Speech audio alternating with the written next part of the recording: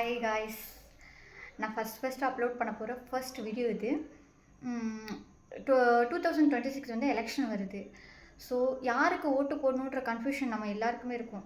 ஏன்னா எந்த ஆட்சி வந்து நம்ம லைஃப் வந்து சரி பண்ண முடியாதா, சரிப்படுத்த மாட்டாங்களான்ற ஒரு ஏக்கம் ஒவ்வொருத்தரோட மனசுலையும் இருக்கும். ஸோ நமக்கு தெரிஞ்சது ஸ்டாலின் ஐயா, எடப்பாடி ஐயா, விஜய் அண்ணா, சீமான் அண்ணா, அவங்க கட்சி தான் எனக்கு தெரிஞ்சது. மோஸ்ட்லி உங்களுக்கு ஒவ்வொருத்தவங்களுக்கும் பிடிச்சவங்க இருப்பாங்கள்ல. ஸோ ஸ்டாலின் ஐயாவாக இருக்கட்டும், எடப்பாடி ஐயாவாக இருக்கட்டும், விஜய் அண்ணாவாக இருக்கட்டும், சீமான் அண்ணாவாக இருக்கட்டும், உங்களுக்கு பிடிச்சவங்களுக்கு இவங்களை தான் ஓட்டு போட போகிறோம், இல்லை இவங்கள தான் பிடிச்சிருக்கு அப்படின்ற ஏதோ ஒரு காரணம் இருக்கும்ல பாசிட்டிவாக.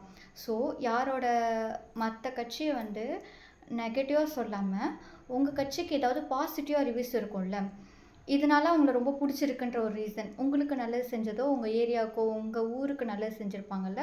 ஸோ அதை வந்து கமெண்டில் சொல்லிட்டு போங்க.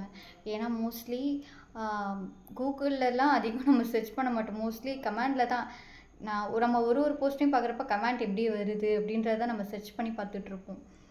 ஸோ அதில் பாசிட்டிவாக கமெண்ட் சொன்னிங்கன்னா என்ன மாதிரி ஒவ்வொருத்தரோட இதுவும் வந்துட்டு அதை தெரிஞ்சுக்கிறதுக்கோ புரிஞ்சுக்கிறதுக்கோ ஈஸியாக இருக்கும். ஒரு ஓட்டும் ரொம்ப முக்கியம் இல்லையா?